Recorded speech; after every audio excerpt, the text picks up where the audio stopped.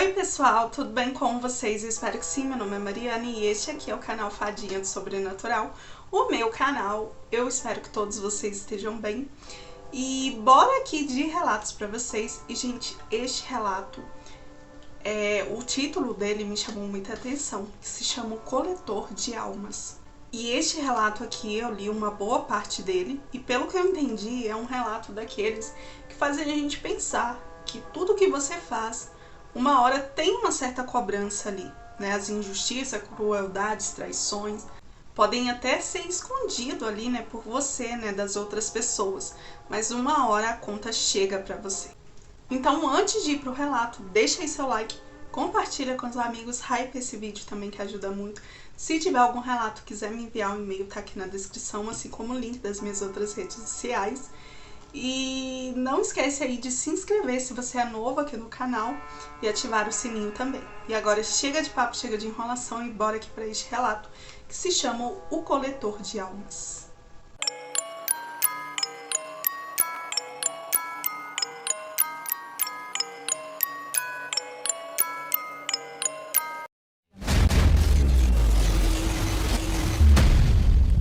Fadinha do Sobrenatural. Olá Mariana, meu nome, eu prefiro que você não diga. Essa história aconteceu com meu avô há muitos anos, quando ele trabalhava em uma fábrica de açúcar. Ele tem 70 anos hoje e escrevi do jeito que ele me contou, como se fosse ele mesmo narrando. É claro que eu adaptei algumas coisas, para deixar da melhor forma para que você entenda. Na realidade, eu tentei deixar mais próximo de um conto, bem escrito, mas acho que não consegui, pois eu sou péssima em escrita. Então, agora segue o relato dele. Eu trabalhava num engenho de açúcar, usina, um lugar cercado de morros e muitas plantações de cana, que pareciam não ter fim. Aquele dia tinha sido cruel, eu estava muito cansada. Desde as 5 da manhã, eu estava no sol cortando cana sem parar. O facão na minha mão já não parecia mais ferramenta, parecia um peso amarrado no meu braço.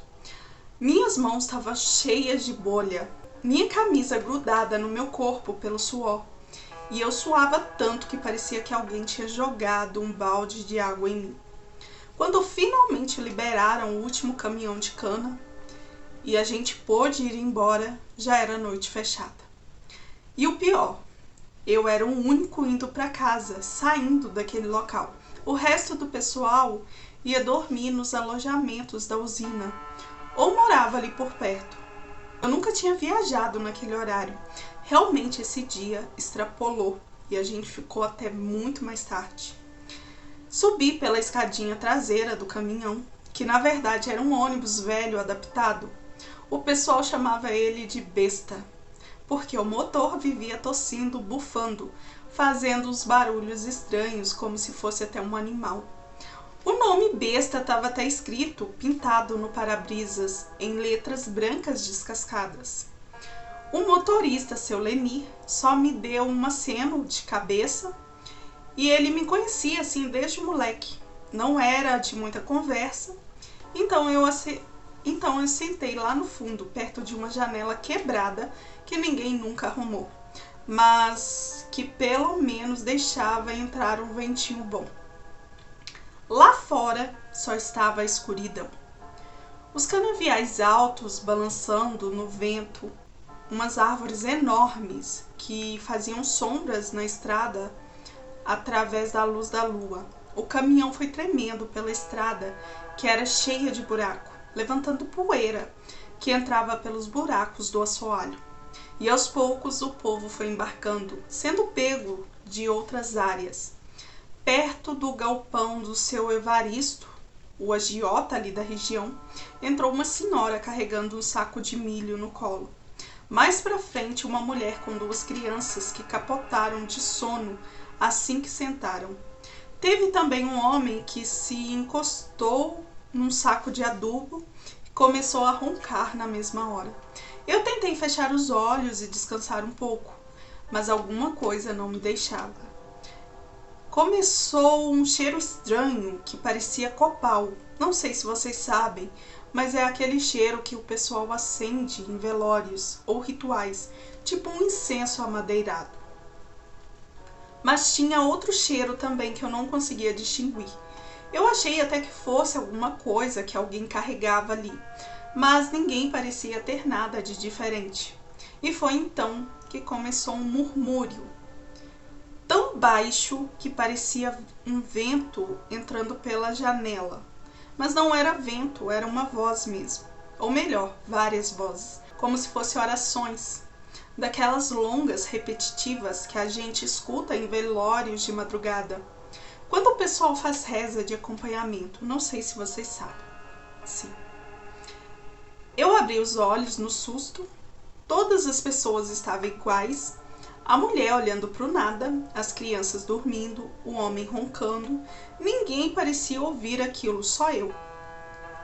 Quando a besta fez a curva da colina, aquela mesma onde o povo dizia que as coisas apareciam, coisas estranhas, e eu vi as luzes do ônibus piscando.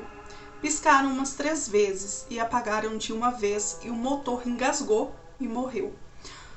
O caminhão parou no meio da estrada, no meio do breu, entre 2 paredes de mata tão fechada que nem a lua entrava.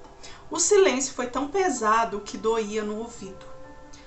Eu só escutava o meu coração e aquele murmúrio, que agora parecia estar mais próximo, muito mais próximo que antes, como se estivesse lá dentro do caminhão, pertinho do meu banco.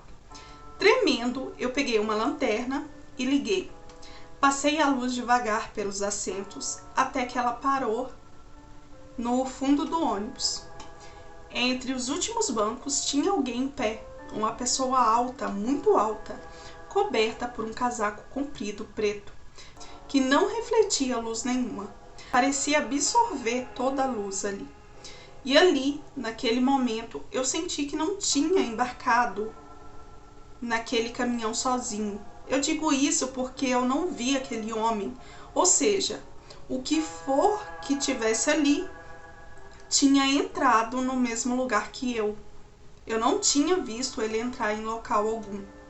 A figura usava um chapéu de palha tão baixo, cobrindo o rosto, e eu não conseguia ver ali seu rosto. E ao mesmo tempo parecia que também não tinha nada ali. Parecia ser só uma sombra ainda mais escura que o próprio escuro. Ele não se mexia, apenas estava ali. E a sensação da presença dele era tão forte que os meus pelos arrepiaram, todos de uma vez.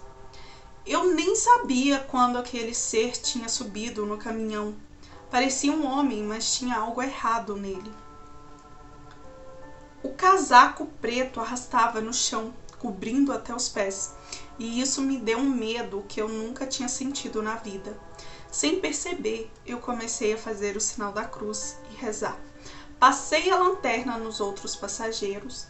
Todos estavam parados na mesma posição. Era como se o tempo tivesse congelado. Mas só para eles. Os olhos de uma mulher estavam abertos, mas vazios, como se ela não visse nada. As crianças imóveis, o homem que antes roncava agora estava rígido como pedra. E foi então que a figura deu um passo na minha direção. E o chão de metal rangeu devido ao peso dela, assim eu acreditava. E no mesmo segundo, as luzes voltou, as luzes ali do caminhão, e acenderam com força. E lá na frente, seu Lenir gritou: "Ah, agora foi, pegou, vamos embora." O motor voltou a rugir como se nada tivesse acontecido. E eu tinha me distraído olhando para o seu Lenir. E quando virei novamente para olhar para aquela figura, ela tinha sumido. Não tinha marca, nada fora do normal, era como se nunca tivesse estado ali. E me deu assim também um aperto no peito tão grande que eu comecei a rezar baixinho de novo. Eu lembrei da fama daquele trecho que o povo chamava de Volta das Sombras. E ali, balançando dentro daquele caminhão, ninguém falou mais nada. Ninguém parecia ter visto nada. Era como se eu tivesse imaginado tudo. Mas eu sabia que não, que eu tinha visto algo ali. O caminhão seguiu, Pulando pelos buracos da estrada, eu olhava pela janela e via meu próprio reflexo pálido. Quando chegamos na vila, eu desci ainda com as pernas bambas e o seu Lenir desligou o motor, abriu ali a porta e sem nem olhar para mim só mandou uma: "Ô João, da próxima vez não fica lá atrás não. Ninguém gosta dessa estrada de noite. Você me ouviu?" Eu nem tentei responder. Só fui andando em direção ao meu barraco, mas com a certeza absoluta de que alguma coisa caminhava atrás de mim. Sim, eu tinha essa sensação. Mas quando me virei não havia nada. Só as luzes amareladas da vila piscando e o barulho do caminhão se afastando. No dia seguinte, ainda de madrugada, peguei de novo a besta, às 5h30 da manhã. Não tinha quase ninguém ainda, só 2 mulheres com umas galinhas no colo e um senhor que cheirava a curral. Sentei bem na frente ao lado do motorista e não aguentei guardar aquilo só para mim, o acontecido da noite anterior, e disse ao seu Lenir: "Seu Lenir, o senhor não viu nada de estranho ontem, não? Nada lá atrás, um homem usando um casaco preto, por exemplo?" O velho travou ali no volante por uns instantes. Acendeu seu velho cigarro de palha, puxou forte e só então respondeu sem olhar para mim: "Você ficou lá atrás, né, João? Eu já te falei. Na última viagem, nunca sente lá atrás. Quantas vezes eu já te falei isso?" Minha boca secou. "Mas o que era aquilo, seu Lenir? O senhor sabe?" Aquilo... Ele começou a me falar, soltando fumaça pelo nariz enquanto fumava. "Não é a primeira vez que aquilo sobe naquele trecho, e nem vai ser a última." Eu senti um gelo na espinha e disse: "O senhor tá me dizendo que aparece sempre?" Ele fez com a cabeça que sim, sempre. O caminhão apaga, ele sobe e quando desce, o motor volta. Tá assim desde antes de você nascer. Parece que tá procurando alguém." "Procurando quem, seu Lenir?" E aí o seu Lenir me olhou e disse: "Não é quem, João, é o que." O caminhão passou por um buraco, as galinhas carcarejaram, quebrando ali o silêncio sufocante. O motorista, o seu Lenir, baixou mais ainda a voz e me disse: "Muito antes dessa estrada existir, isso aqui era só uma trilha de cavalos. Os antigos contavam que essa volta das sombras não se ouvia nada, nem grilo, nem cachorro, nem vento, e quando a lua sumia, o silêncio era absoluto. Nada passava aqui enquanto não amanhecia o dia. Dizem que aqui é marcado pelo diabo e pelos seus regentes." Ele respirou fundo e disse: "Diziam que existe aqui um coletor de almas." Eu perdi o ar nesse momento. "E isso sobe no caminhão?" eu perguntei. Quando começaram a circular os primeiros ônibus e caminhões por aqui, os motoristas juravam que pegavam um passageiro na última viagem, que ninguém nunca tinha visto entrar. Sempre vestido de preto, sempre com o chapéu baixo, sempre no fundo do ônibus, como você viu ontem. Ele virou o rosto para mim com seus olhos vermelhos e cansados e disse: "Se alguém olha direto para a cara dele, se a pessoa deve alguma coisa a ele, ele leva." E aí eu perguntei: "Leva para onde, seu Lenir?" E naquele momento o motor engasgou e o caminhão deu uma tremida forte. O seu Lenir apontou com o queixo para baixo e disse: "Para o inferno." Meu coração quase parou e o seu Lenir continuou. Eu vi pela primeira vez ele em 83. Meu ajudante sentou no banco de trás reclamando das costas e atravessamos a volta. As luzes se apagaram. Quando acenderam de novo, o meu ajudante tinha sumido. Só ficou a mochila dele no banco. E eu gelei. E desde então, seu Lenir? Eu perguntei. E ele me disse: "Quando eu sinto que ele vai subir, eu seguro firme meu terço e não olho no retrovisor e fico orando." Ontem foi a primeira vez em muitos anos que alguém além de mim viu ele. Se você tiver alguma coisa mal resolvida, alguma culpa, é melhor pedir perdão. porque quando chega a hora, ninguém escapa dele. E eu perguntei, mas como assim, seu Leni? E ele disse que ele é um coletor de alma e vem buscar as almas de pessoas ruins que fazem maldades ou que venderam a alma para o diabo. Quando o caminhão parou na usina, eu desci sem conseguir dizer nada. E foi naquele dia, mais tarde, esperando ali o caminhão de volta, que eu encontrei a dona Jerusa, a cozinheira. Ela sempre contava histórias antigas ali da região. Então eu resolvi perguntar a ela sobre a história que o seu Lenir tinha me contado. Me aproximei devagar e perguntei: Dona Jerusa, a senhora já ouviu falar neste tal coletor de almas? Dona Jerusa ficou me olhando por um tempo, daquele jeito que só gente mais velha faz, como se me disse cada palavra antes de abrir a boca para me responder. Então me puxou para um canto e disse: ele levou meu pai. Ela disse assim, direto, sem nenhum rodeio. Senti minha pele arrepiar inteira. Perguntei: sério? Como assim? E ela me contou que não se lembrava direito e nem o ano certinho do acontecido. Mas foi na época em que abriram as estradas para os sítios mais afastados e aquela estrada onde a besta passava. O pai dela tinha sido capataz de uma fazenda grande ali da região e era daqueles homens duros, batia nos peões, humilhava quem estava por baixo, fazia do jeito dele e pronto. Dizia que sem dureza ninguém virava homem, sem apanhar. Para simplificar aqui, ele era um homem muito ruim. E segundo ela, na noite que ele sumiu, ele tinha dado uma surra de chicote no menino de 14 anos e o cortou inteiro devido à violência. Ele foi de carona no caminhão da usina, o da última rota, mesmo que eu pegava todos os dias, e adivinha quem dirigia? Era o seu Lenir. E ele ajudava o seu Lenir na organização ali do ônibus. Só que o seu Lenir nessa época era bem mais novo. O pai dela sentou lá no fundo, como sempre fazia. Preguiçoso tem que ir lá na frente, ele dizia. Mas a verdade era que ele queria dormir até chegar em casa. Lembra da história do seu Lenir, que ele falou que um ajudante dele desapareceu? Pois é, era o pai da Jerusa.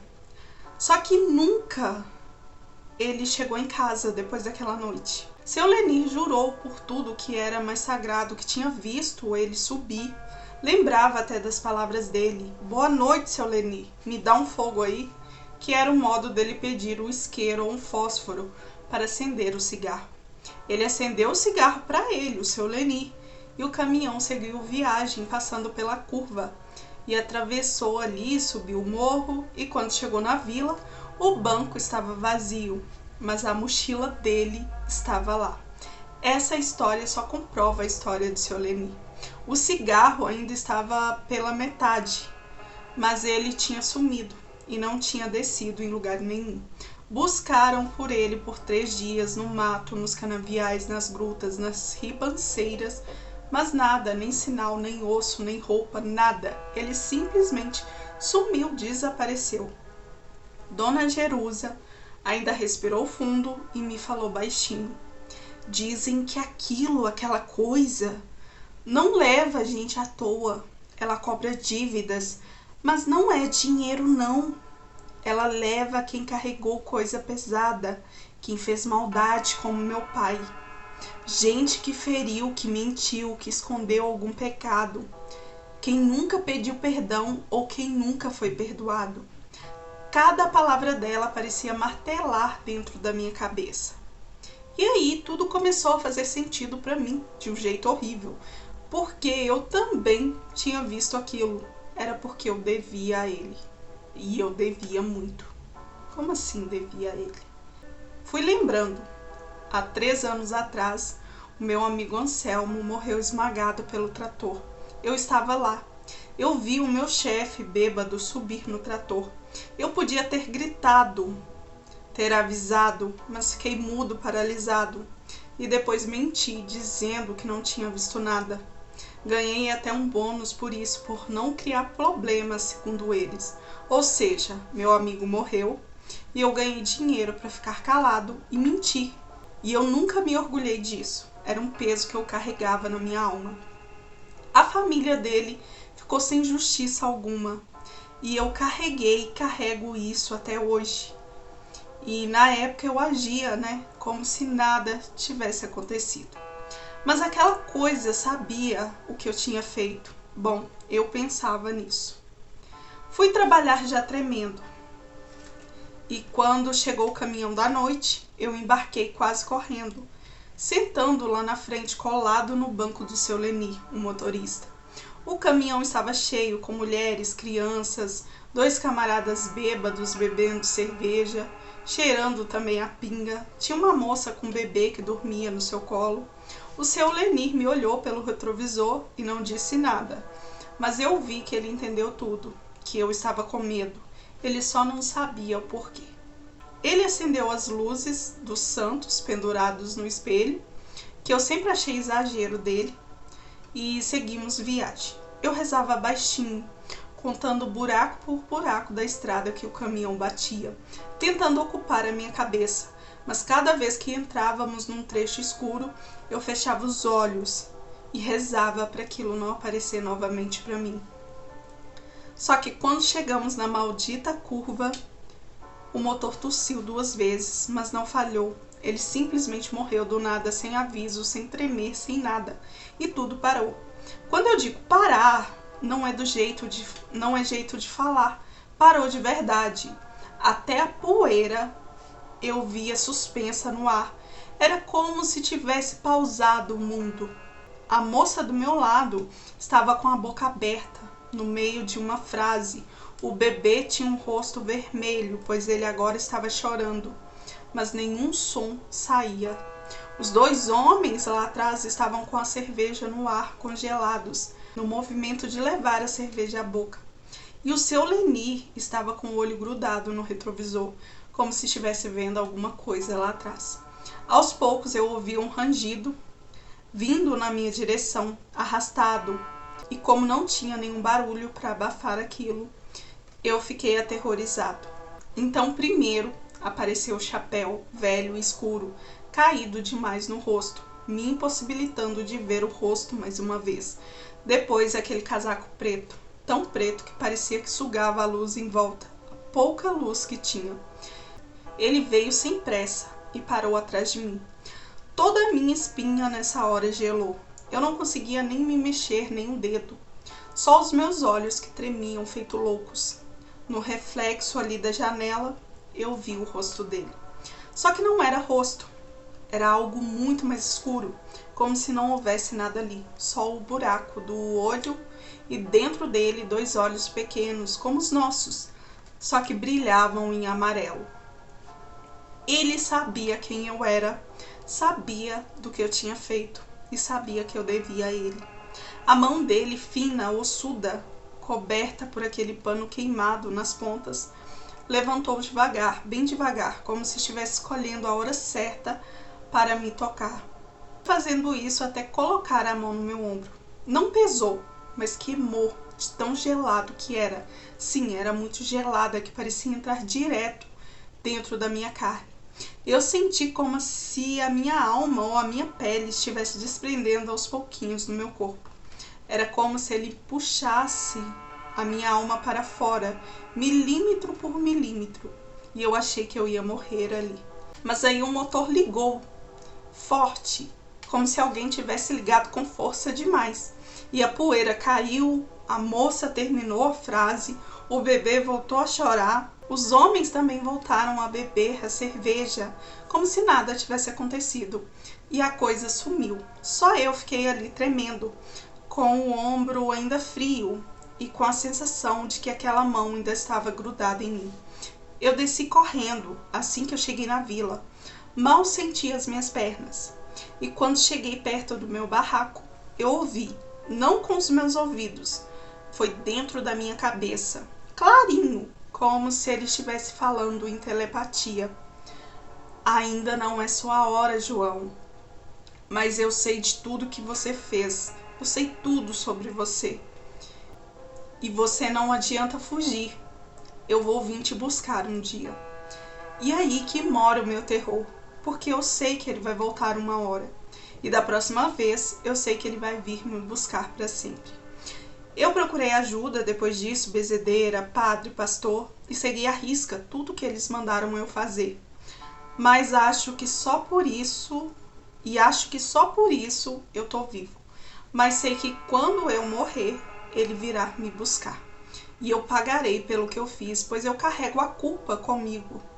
Mariana, essa foi a história do meu avô e acho que ele nunca teria a criatividade para inventar algo assim, já que ele é um homem simples do interior. Ele nem gosta de televisão, para vocês terem noção. Ele gosta de ouvir o bom e velho rádio.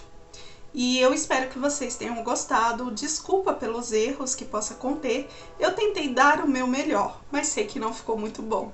Muito obrigada e um beijo para você. Eu que te agradeço, um beijo aí pra você, muito obrigada. Ficou bom sim, né? Ficou em forma assim, mais em forma de conto, diferente. Bom de ler, bom de entender. E gente, imagina, eu já ouvi falar desses coletores de alma. Eu não me recordo assim de relatos, né, a respeito. Mas eu já ouvi falar em algum lugar. E eu sei que eles existem, mas aqui a descrição um pouco me fez lembrar um pouco da morte, né, do anjo da morte, por exemplo. E aqui ele vem buscar essas pessoas que fazem maldade.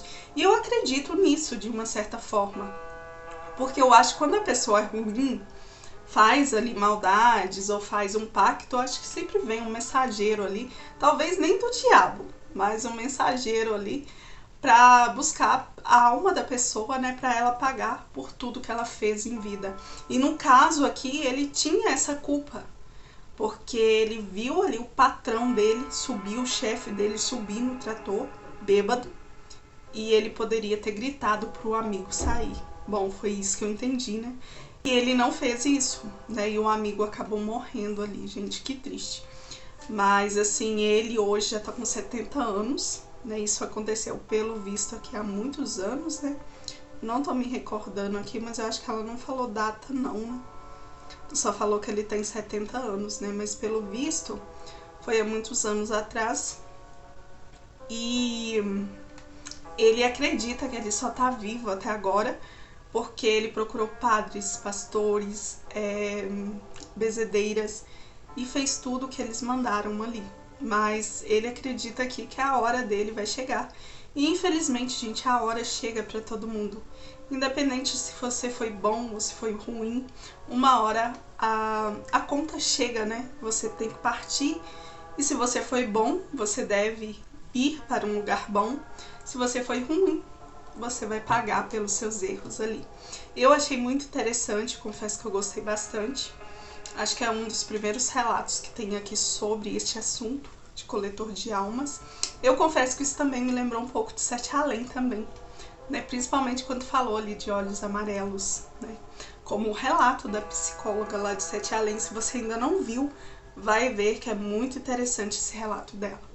Mas é isso, gente. Espero que vocês tenham gostado. Me fala aí nos comentários o que vocês acharam deste relato. Vocês acreditam que pessoas que foram ruins, né, pessoas que fazem maldade, vem algo buscá-las, né, para levar para o sofrimento, para levar para pagar? O que vocês acharam? Vocês acreditam nisso? Vocês não acreditam? Deixa aí nos comentários o que vocês acham. E muito obrigada mais uma vez a moça e o avô dela, né, por terem enviado o relato pro canal. Muito obrigada a todos vocês que ficaram comigo até o finalzinho desse vídeo. Um beijo pra vocês e até o próximo vídeo.